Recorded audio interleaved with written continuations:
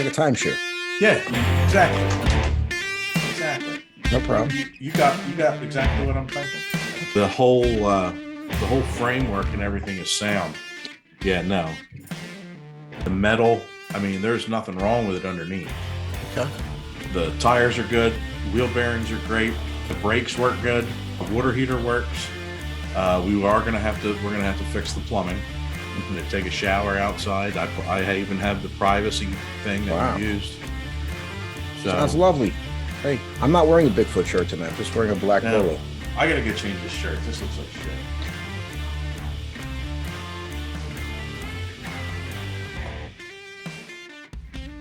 Is it? Perfect timing. Yeah, hey, we don't have to always wear a Bigfoot shirt. You know what I mean?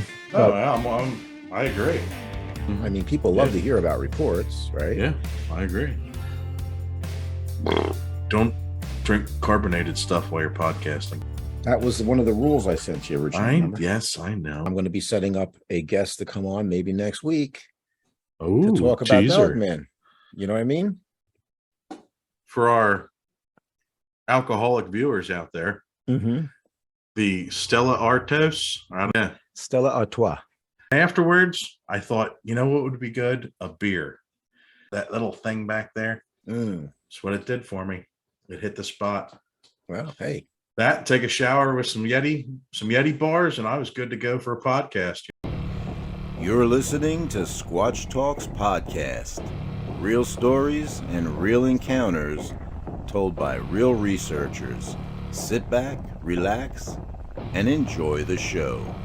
Speaking of Yeti bars, of course, yes, we definitely are happy to align ourselves with the good folks at YetiBars.net. A couple of guys out in New Mexico producing natural organic soaps using natural ingredients, and hey, doing it the old-fashioned way, you know. Yeah, small batches, so you're gonna have to be a little patient. You know, you order it might take a couple of weeks or so to get to you. I'm waiting on my order.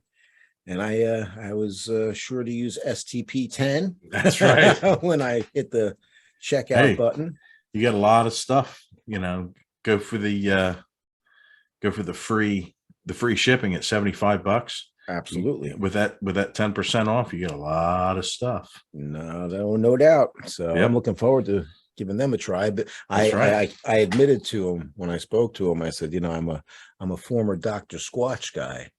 I said, but I want to support the little guy, you know. That's right. Me being in small business, I prefer to help the new company get started. Yeah. So can't wait to get my Yeti bar order. But so hey, for anyone who's just tuning in, welcome to Squatch Talks Podcast. And it's just me and Nathan tonight. Maybe we'll get a surprise guest appearance by my brother from another mother, Brian Spinner, but we'll see. He's hard at work up in the Catskills, so on an overnight trip. So hey, guy's been working his butt off. Yeah, he's getting more. He's up in the Catskills, so it's going to be nighttime soon. I'm sure he's going to be out in the woods. So I just, I thought I'd bring up our last week's episode with Ben. I almost said Brian again. Yeah. Ben, formerly known as Chris. And super. Oh my God. What a ton of information to digest, you know? Yeah. Yeah, that was really, really good. I mean, I never paid that much attention in science as I did to him, that the Heidelbergensis, right? Perfect. Hey, see, you took the word right out of my mouth. Yeah, that really makes a lot of sense. You know, it really does. And if you think about it, it looks like what a Squatch could be. You know, as opposed to the Megalopithecus. I know it's not the Megalopithecus, but Meganthropus. Meganthropus was the other one that I think Tom Carey had talked about. Meganthropus robustus, which is another mouthful. Yeah, and I was never great in that chemistry and anatomy type stuff, but hey, it was fascinating. And we touched a little bit about the time variance. He didn't go into as much detail about what that actually was, but we did bring up the fact that he talked about it and that I experienced it on your expedition. And then the three of us, you, me, and Brian Bruner, actually had it happen in Jersey on our stealth camping. Yeah. So Yeah, that was. I do agree with him too. Some of it was the fact that on the way out we stopped. Yeah. But not all of it, because that was damn fast. it definitely seemed a lot faster than Yeah. even with a couple of stops, because we Yeah. did stop a couple of times on the way back to do a couple of provocations, and we had that Yeah. back and forth between the people at base camp, right? Mm-hmm. And Right. us. Yeah, so we did stop a couple times on the way back. So there, we got him. So I definitely think there Yeah. was some kind of time variant there. It Yeah. just happened so fast. So again, these are things that's why it helps to have your Bigfoot journal with you at all times. That's right. Okay. So you can take notes, have a pen with you, Bigfoot journal. I was relying too much on these things lately, these digital audio recorders, which Yeah. I still say is number one thing to take 100%. with you on expedition. Okay. Yeah. So the digital audio recorder is definitely something I recommend. Look at me, I'm all prepared. These There you guys, go. if anything happens, if I hear any whoops, I'm ready to go. So Yeah. got the Kimbrough audio, got a little plug for Charles, who was our first guest this season. So yeah, which brings me to my next point. Hey, we're just kind of talking about some different things tonight. You and I are putting together an expedition for October, right? Oh yeah. And I got to call and speak to a couple of the potential attendees yesterday to interview them. That's part of the process. Anybody's interested. Russ Jones touched upon that also, where you go through the process of talking with the organizer. They do a little phone interview to make sure you're not coming on just to hoax us or to start trouble. Right. And then if you get approved, then the next process is actually getting registered. And our secretary, Caroline, is always very helpful in assisting with that process. So, but anyway, the gentleman I spoke with, very, very interested, young man, wants to get more into the study of cryptozoology. And so he thought, what better way to do it than attending one of our expeditions? There you go. So, yeah, he's approved to attend, and then we're looking forward to meeting him in October. So anybody else that's interested, go to bfro.net and click on the PA expedition. Nathan Moyer is the organizer. Okay. So just wanted to touch on that because there's only a handful of spots left because we've already got about 6, I think we're up to. Yeah, so, and we're keeping it more intimate. That way we can really keep the group nice and tight, and it'll be perfect. Yeah, we can get in some deeper places. Less cars to park, less groups. Less traipsing around, as I like to say. Less traipsing around. Yes. Absolutely. I can't wait. We can herd cats with a purpose. And hopefully by October, my new pop-up camper will be ready. Yeah, well, we have to get it to your house so you can start taking it apart. I'm going to be the proud new owner of what is it, a Jasper? No, it's a Jayco 1206. Jayco, okay. Pop up. I had the gel part, right? But hey. Oh, and that deal included the rack on the back of my truck, if I'm not mistaken. Right? It does. Okay. It does. That's the icing on the cake. Yeah. I got the light bar. I'm all ready to go. I haven't told the missus yet, though. So I'm going to break it to her over the weekend. Okay. When we're out this weekend in the tent, I'll be like, hey, honey, wouldn't it be nice if we were in a pop-up right now? Yeah. You know what I mean? I'm going to spring it on her. Yeah. Well, if you have her watch this part at that time, it'll be great. If I can get this up on YouTube by Saturday, it might work. There you go. I just don't know if I should put this in the blooper portion at the end. There you go. I'm thinking of changing it up. I don't know what you think, but I thought maybe I'll do the bloopers at the end. People have to sit through us talking. They might just. Well, if we don't blather on for an hour and a half, maybe they will. They might. Yeah. We'll have to make them shorter and just have them on more often. That's all. That's Russ's game to come back on, and I think Ben's ready to come on next week if we ask him. Cool. I think he enjoyed that a lot. Well, we did mention, though, I think when we spoke to either him or Russ, I forget, but talking about how some of the viewers were throwing out some questions for the Squatch Q&A, right? Yeah. And one of the questions we keep getting is about Dogman, which is kind of out of my wheelhouse, right? But Eric Mintel from Eric Mintel Investigates. He's had some experience with the Beast of Bray Road, and it's kind of piqued my interest to the point where I've checked out other channels like Vic Cundiff, for example. He's got a couple of different channels, and one of them talks about Dogman, right? Right. So I listened to some of his episodes. Dixie Cryptid, of course, he's done some Dogman episodes. You want to hear something funny? Speaking of Dixie, right. we just had the episode last week with Ben, right? And you know how you notice how I put that music in the beginning with right before the bloopers. Dixie put out a video last night. He used the same music. Cool. The same intro music. I was like, hey.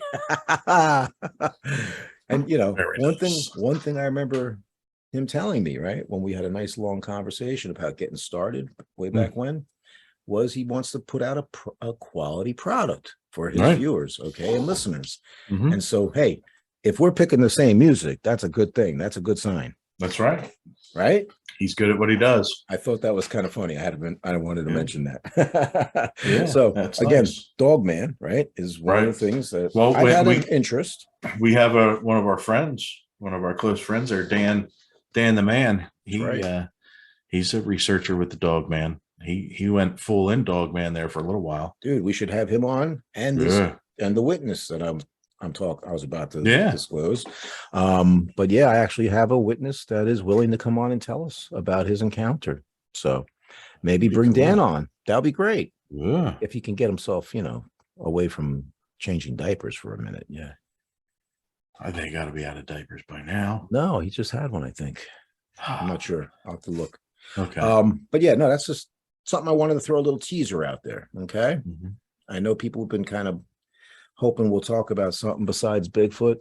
Well, yeah, it's fun. Me, I'm a Bigfoot guy, and I kind of predecessed this whole thing with the researchers and the real stories, tagline, all that. But hey, I've had UFO encounters too, Yeah. I would like to make sure that we can differentiate between what is Bigfoot, is Bigfoot, and what is UFO, and what is something paranormal altogether, and it's not Bigfoot. Right. Or maybe they do walk through portals and trees. Who knows? I haven't totally, ruled it out. I just haven't had that experience myself, right? Could you imagine if when your game camera completely fails, maybe they put your game camera on a tree with a portal, and that's why it dies, because the Bigfoot opened the portal and it just killed the electronics. Never really gave that much thought. But I will tell you, since you mentioned that this sucker right here, I could have had some of the best Bigfoot evidence ever. Okay.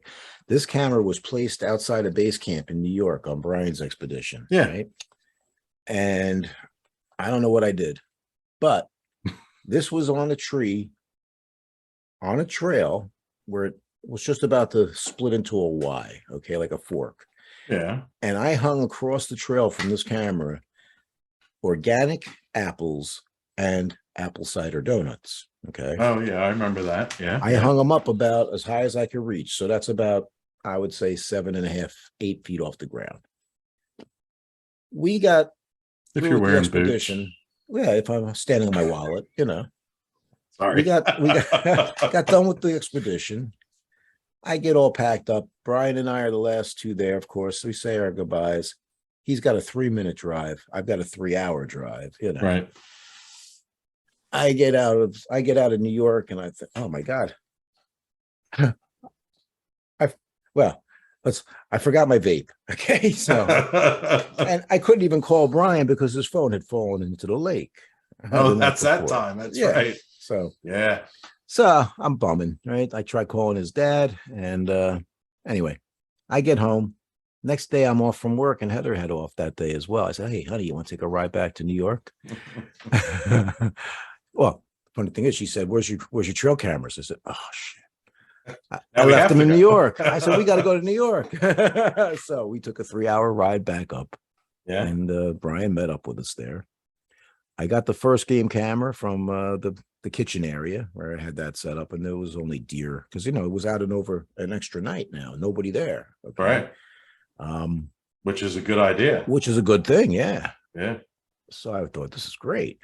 I go over while Heather and Brian are talking by the horse corral. I go over to check on the other camera. All the apples are gone. All the apple cider donuts are gone. The only 2 apples left were the ones in the tree that the camera was mounted on. So there's 2 apples above the camera, okay, in that tree. I'm like, this is great. There's nothing on the floor, no crumbs, no scraps, Nothing. Okay. And yeah, we saw a possum in a tree, further up the trail over the weekend, but Yeah, that would have that been would have left, they would have left scraps. Yeah. Especially only one night over, Right. I get home and I'm thrilled. I can't wait to, check out the pictures. So I check out the kitchen area. I said, there's just deer, nothing exciting. Then I put in the SD card from the one. I'm thinking, oh my God. And there was nothing on it. Nothing. Not even a picture of me setting up the camera or picking it up at the end like you usually get, Right. Yeah. I felt like I got kicked in the gut, literally. Like I felt sick to my stomach. I was so dejected and I felt like, what the hell did I do? Mm-hmm. And I said to Heather, I know. They took the SD card out. They looked at the pictures and they said, this one's blurry. This one's blurry. This one's blurry. They're all blurry. This one's not blurry. We definitely got to get rid of this one. Right. And they deleted it and put it back in and turned off my camera. Yeah. So something happened. That's for sure. So that was an opportunity, I think, to have gotten some really great photographic images on a trail camera. And somehow I screwed up. Don't ask me how, but I went and replaced it with this camera. So that's not going to happen again. There you go. And we were actually talking about going up there this weekend, as a matter of fact, the 3 of us. Yes, we were. You and me and our brides going up to see Brian and doing some in-person investigating up there. But hey, we'll make that happen another time. Heather and I ruined it again. Sorry. Nah, not at all. I had already plans to go to the Pine Barrens, so that's what I'll do.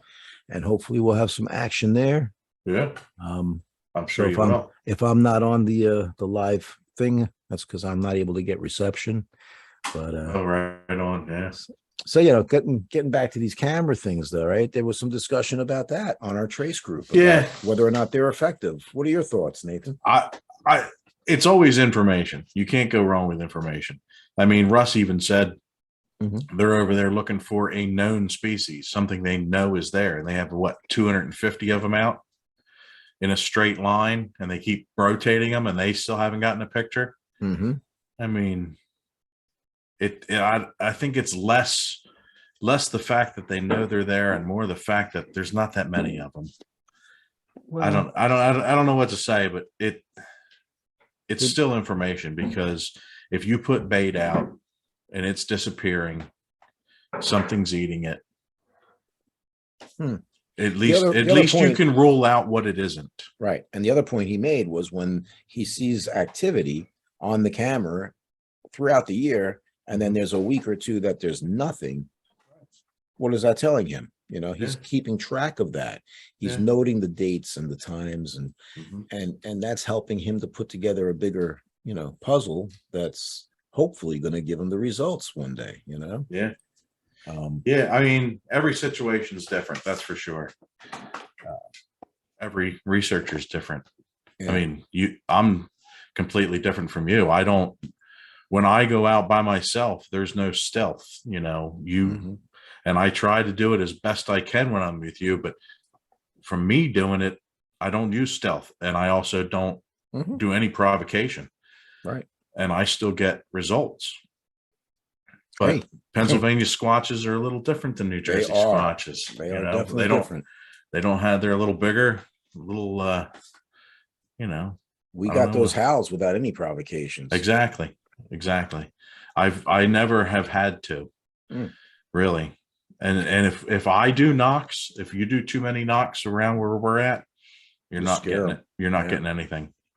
It's funny because we got that howl response in Jersey though, also back in April, without any provocation, except for the singing bowl, right? The frequency thing that they were doing. Yeah. So that's interesting too. But although we had somebody do a couple of howls earlier in the night. Right. The night before, actually. So Yeah, I don't know yeah. if that had anything to do with it, but yeah, I'm still, But that's why you keep your journal. That's what you keep your journal for. Write it down. This is when it happened. Let's try to recreate it, but take one part out. See if you get it. See if you can recreate, you never know. And trail cameras, hey, like I said, everything's different, and every researcher's right, because until we have one and know for sure, we're all right. Well, and I have, or we're all wrong. One of the two. Aside from that screw up in New York where I didn't get anything, I've actually had some interesting photos in the time I've been doing this, and the cameras have evolved, from the big mole trees with the electronic flash to the low glow to the now no glow, right? But I did get a picture of a face, under a bush looking at me like this. Okay, I was with not Dan, I was with Derek up in northeastern PA investigating that albino Sasquatch sighting. Okay. Yeah. And we had activity that night. So I had placed the camera low on closer to the ground, but at a intersecting where two game trails came together. Okay. And I don't know when we first got to the area, we decided to investigate. We kind of walked through the trails a little bit to kind of get a lay of the land.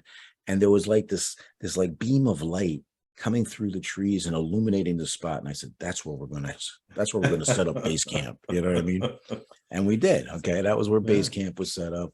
And then later on, we took a hike after I put the trail camera there at the intersection. We took a hike up that trail towards the lake, and we came across like one, maybe two families that were camping at this area that night. And it turns out they were Boy Scouts or Scouts families, whatever. And so, of course, hey, did you ever see any Bigfoot? I was going to ask them, right? And they had a little chuckle over that. Didn't really have anything to share with us. And so we continued on our journey around the lake. And at one point, we had a rock thrown at us. Okay. And we got out to about halfway, and then there was a dock going out into the lake, long pier type of dock, right? So we went out, and I had my staff with me, my big, walking staff, and I did like 3 bangs on the end of the dock. That probably sounded good. And it did, and it echoed because it was hillside behind us, right? Yeah. We actually got a response knock from the hillside. And then as we were coming back from the dam to check out where the response came from, we had another rock thrown. So that was cool. Yeah. And we didn't set up a camp. We just, had our chairs set up at that particular location. We wound up sleeping in our vehicles that night. But yeah, a little bit of activity. And when I got back and I checked the trail cameras, there was something, like I said, if you do the before and after images, right? Right. There's nothing in this picture. And then there's what looks like a face. But, the camera quality back then sucked. Yeah. So you really, unless he's standing right there in front of you going, hey, hello, Eric. Yeah, you're not going to know what it is for sure, because how many of those game cameras out there, you have just that brown, a little bit of brown on the edge of one. It could have been that one too. Same thing. Could have been a raccoon. Could look like an arm though. And it was a video, and you could see it move like this, but it was just on the edge of the camera screen, So we see hundreds of those on the investigators pages, right? With the BFRO, people are sending them in all the time, and I mean it could be, but you're never gonna know. How about this recent one? Did you see the recent one? The Schellinger video. They had a security camera set up behind their house, their cabin in Ohio, I believe it was, and you hear the dog bark, and then you see the guy stand up, and they're on the back porch. The camera's actually on a window ledge looking out back for security. It's just a security camera. And you hear the dog bark, and then you see what looks like a head moving through the brush, and then you can just barely make out a figure going down the hillside behind the cabin. And of course, Matt was asking anybody who's good at editing and video enhancement to try to clean it up a bit and maybe slow it down. I looked at it once. I said, there's nothing you're going to be able to do with this. First of all, it's a low res, right, security camera. It's too far away. At best, you're just able to see that it is actually a head, but it is moving. It is moving.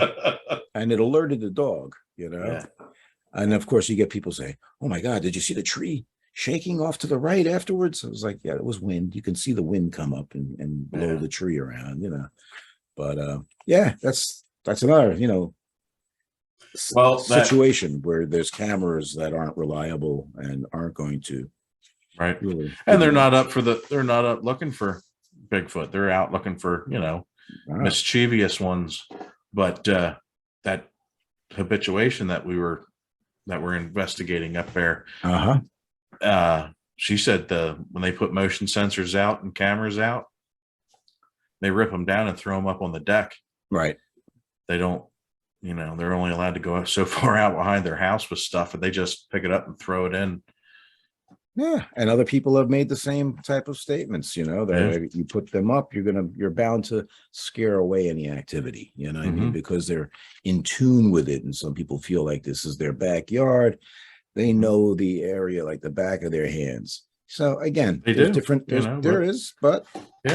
But there's got to be some, variations to that too. Like Russ was saying, if they are really traveling as far of a distance as he seems to feel they are, like I had a more, smaller region as far as their bedding and their foraging area. But if what he says is true, then how are they going to remember every inch of ground? Yeah. And they're only going to be at one place for a couple of weeks, every couple of months, Food source has to run out eventually. They're going to have to move. Yeah. They're big animals, so you would think. I know my research area, they're not there now. They are not there. I don't know where they go yet. I'm figuring out a direction, but I know they're not there. Well, remember last week when we first got on, we were talking and I said Heather and I had taken a little ride out to the forest and checked out where the wildfires were, right? Yeah. From there, we went to another lake. Okay. And the interesting thing is that on the way into the lake, I said, "Oh, this is the research center where the woman had the sighting on her way leaving work one night at 11:30. So, real quick, I know viewers love, encounter stories. So, this lady who works for a New Jersey biological research center in the Pine Barrens, and this is documented. Okay, I mean, it's not only facts that the witness provided me, but other people who I know who know her backed it up. Okay, she was leaving her place that she works around 11:30 at night. This is in November. I think it was 2008 or 9, and literally was coming down the road, and this big Sasquatch is standing right in the middle of the road, all black hair, about 4.5, 5 inches long, the hair. And did I say 7.5 feet tall? No, I don't think so. Looking at her like, "What the F are you doing here?" Like giving her like an attitude look, right? These Jersey Squatches. Yeah. And then it proceeded to just keep going into the direction of the bogs that are right there. So, I mean, that's really cool. Like you're just coming home from work one night, and what happens? You get a Bigfoot walking out in front of your vehicle, looking at you like, "What are you doing here?" You're supposed to be out here 10 minutes ago. Yeah, you should have been gone already. Yeah. But we were just there, like I said, just there last Wednesday, and I'll tell you, I can see it happening. Okay. The funny thing is, though, on one of my expeditions, we took the attendees down that strip of road near the lake, and real stealthy too, because again, goes back to what you were just saying, how you're not really worried about that. I'm all about the stealth. So we're going in all stealthy, and we must have been out there for a good 2-3 hours, and basically just saw fireflies that night. And then here I'm thinking, this is like virgin property. Like I was on private land. Okay. Private, like they're not going to know why these people are out here. Acres. Yeah. I'm thinking this is going to be unbelievable, and nothing, so it's just a matter, again, being in the right place. So that woman who was leaving down the road where this road that I was, we had to go over a gate to get to this place and everything. And here she has a in your face Class A sighting, So that was pretty cool. That's what we're all hoping for. And we're the ones that don't get it. Yeah, I was just going through some of my notes here because I have a section in my book where I have, interviews that I've done with witnesses. Um, and I just was looking back on it, and yeah, there's some good ones that we could always talk about too. Yeah. So that was one instance that I thought I'd share with our viewers. Yeah. And another one, I don't know if they've read it on our BFRO database or not, but I interviewed these two guys that were heading to work. Speaking of work, right? They're heading down Route 70 in, again, November. See, fall, right? Mm-hmm. That's funny too, because Matt was saying I should do a November expedition. Maybe he's got something there. And don't give him credit like that. I can edit it. I'll edit it. Hey, He does know what he's talking about. guy knows. Hey, I got those howls on my first expedition because he said, "Let's go here." He looked on the Jeep on the topo map, and he went, "We're going here, and we're going to do calls here, and then we're going to work." And literally, what happens? Got some of the best howls ever. So they're heading west on Route 70, right, to work in Browns Mills, and there's lakes on both sides of on the road, all woods in this area. They see about 7 or 8 deer run out in front of them, about 50 feet ahead. Okay, far enough ahead that they weren't going to worry about hitting them, but enough time that they could react and slow down in their work truck, right? So they stop the truck, and then they see this creature come walking out from the woods and stop right in the the side of the road there where the white line is before it, you know what I mean? On the shoulder. Thank you. And you're welcome. Thank you. So it stops and it stops a few feet from the road in the shoulder, and it literally just stops, and it's like just exhaling, like it's exhausted, like damn them deer fast. And it was November. They could actually see the breath coming out of its mouth. Okay, which is such a great detail to add, right, to the report. It was slightly overweight, they said, and it had, again, matted hair, long. They're saying close to 8 inches in length, gray and white and brown, all kind of mixed together. All right. And again, it stopped there. It took a few deep breaths. It kind of turned and looked at them, right? So they locked their doors and they sat there and they're staring at it, and their eyes are at its armpit. They're in a pickup truck, and their eyes are at its armpit level, they said. How close was it again? Within 50 feet. That's unbelievable. That is within 50 feet. This is clear, okay? And daylight. It's morning, 6:30 a.m. roughly, okay? All right. So they could see the steam. They locked the doors. They're staring at it.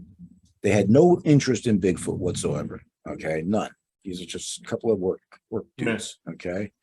In their early 40s. So not, Right. They didn't smell anything. November, They were actually mocked by their family and friends when they went home that day and told them about it. So they were really hesitant to say anything else after that. Okay. Yeah, I'm mocked daily. And they came across Finding Bigfoot, and they watched a marathon of the episodes, and they decided to submit the report. Sweet. So, yeah. Hey, that's a class A if I ever heard one, man. Mm-hmm. And like I said, it sounds like it was an older Squatch. Okay. Yeah. The cool thing is, though, I've had another report, probably on the next page. Nope. Couple more pages. Bunch of reports here. But that's the cool thing, too. We could talk about reports that aren't even on the database, But this other guy had a report right near there where he had an intimidation encounter right up the road from where this occurred. Okay. Yeah. You heard rustling of leaves. You were talking about them fellas seeing the deer and stopping and all that stuff. Right. You go out spotting deer before hunting season and all that. I've taken to therming for deer. Yeah.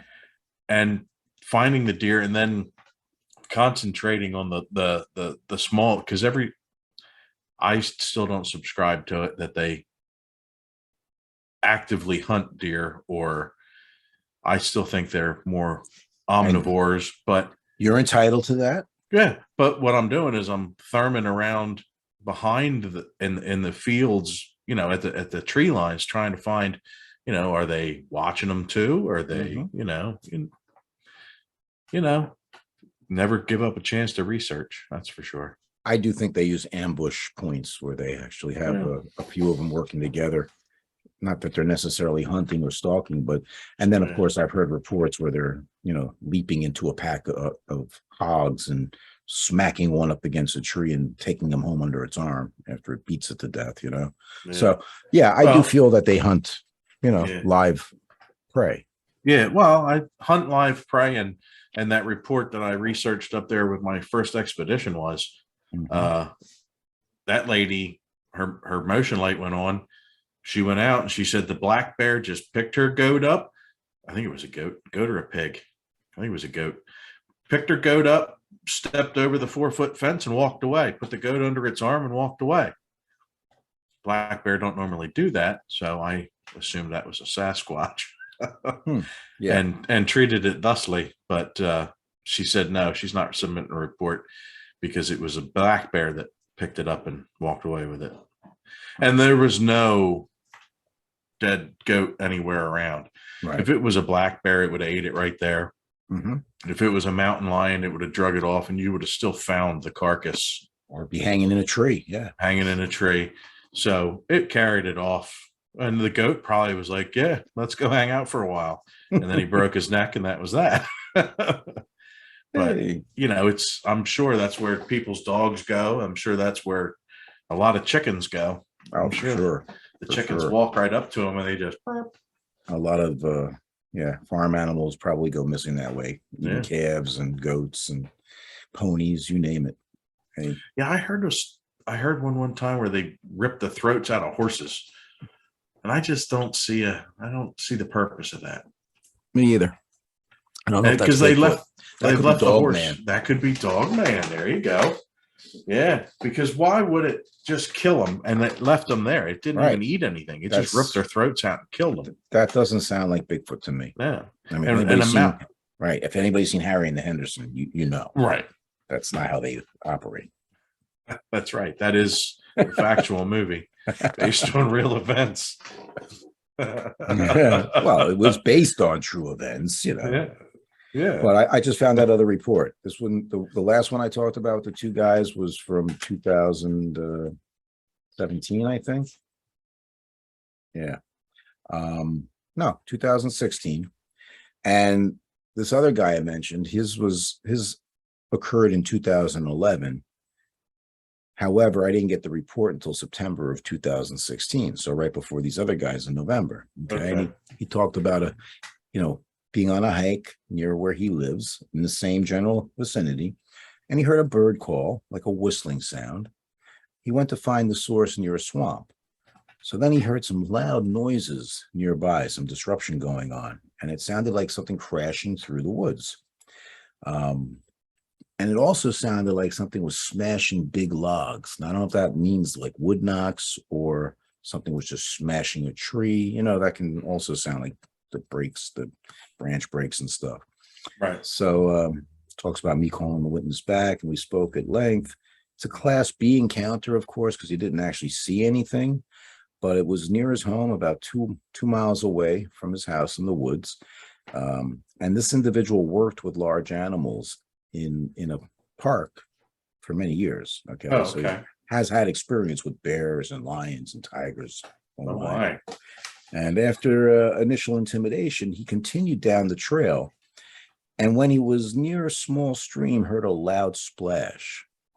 He recently went back to the area to look around for any evidence and came across an unusual tree manipulation. I asked him to go to our website and file a report, and he did. So I did the investigation for it.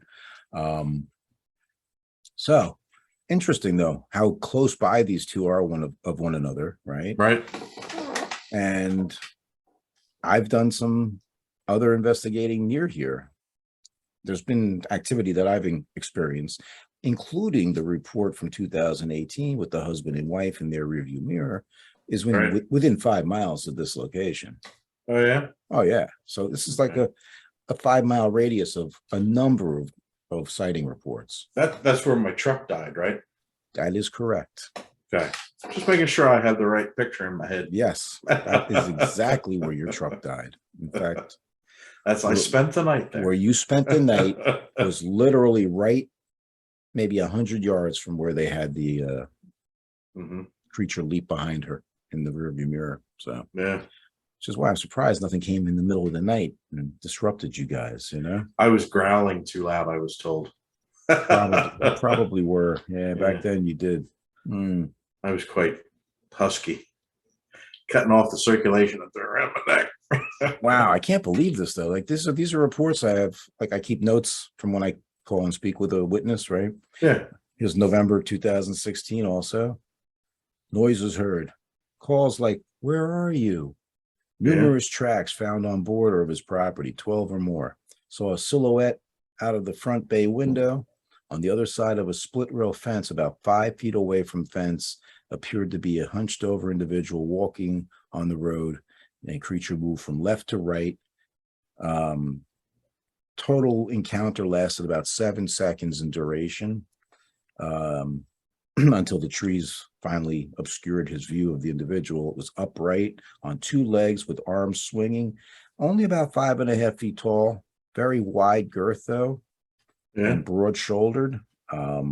This is in a housing area that, fairly civilization. Okay. Right. However, I looked it up on Google Earth, and not far from this house is a quarry, golf course, game land. I mean, like everything, lake, you know what I mean? Everything. Perfect place to walk through. That a creature would need. Exactly. Yeah. I did one up near Wind Gap. And where the guy had his sighting, when I pulled up, I'm like, there's no way. This is like right in the middle of town. It's just, why would it be here? You're like, why am I wasting my time? Right. So I go in, I talk to the guy. I'm like, yeah, okay. And he's like, I saw it standing right there next to my swing set. And he said, but you know what a children's swing set looks like, metal one. Yeah. The sliding board's at about 4.5 foot. He said it rested its arm on the top of it. So this thing had to be 7 foot tall. Easy. Yeah. Right. So I'm like, how is this big thing? And he said the reason he thought it was up in his yard was because he had a family of rabbits living in this like broken down wall next to him and his neighbor, like an old stone thing, and it built a little den in there. And he said they come back every year, use the same den. It was just such a good spot. So he has rabbits all over the place. And he said he noticed he didn't have so many rabbits anymore. Yeah. And then he saw this thing. He said it was like 2 a.m. He came down the steps, old gentleman, had to use the bathroom, get a drink of water. And he said he looked out and saw it standing there. Wow. So I walk out to see, like, there's no way this thing was out here. Maybe 50 feet behind his house, there's a little road, and there's a creek that runs under Interstate 80, which right on the other side is an immense forest, game lands and everything. There's a 10-foot tall concrete tube for the creek to come underneath 80. And this creek, where it goes behind the guy's house, is about 5 foot deep. It's only maybe 15 feet wide, but it's got it where the water's down at the very bottom, and you can walk. I could walk down there and you couldn't even see me. Yeah. This thing, what all I had to do was duck. So Tira and I took off following this thing both directions. We walked all the way out to 80 and walked all the way in through town, onto the other side of town, to the other side, to the forest on the other side of the town. And wow. And nobody knew. We were walking underneath cars. We were walking underneath sidewalks. Nobody ever knew we were down there. And we were just following the creek through town. So that's one way that they get. When there is a sighting in town like that, you can't always throw it away as somebody screwing around. They might have actually seen one. Yeah, you never know. That's likely though. I mean, yeah. we've heard other people talk about things like that. And obviously, if they do travel any kind of distance, they would have to use beltways or greenways, right? Green belts. Green belts, that's what. Along highways and turnpikes, right? And what other way to get across a highway undetected by going through one of those cul-de-sacs or culverts. Thank you. Culverts, yeah, and that's definitely a possibility for sure. Yeah. It was like it's like we built a highway for him to get from, forest to forest, like a nice, easy way. But hey, that's how he's just like I said, you never know. And it's just a matter of being at the right place at the right time, as I've said, over and over. So, hey, happened to me. I got the road crossing on my way back from the woods, and it happened so quick, right? Like that, boom, right across in front of us.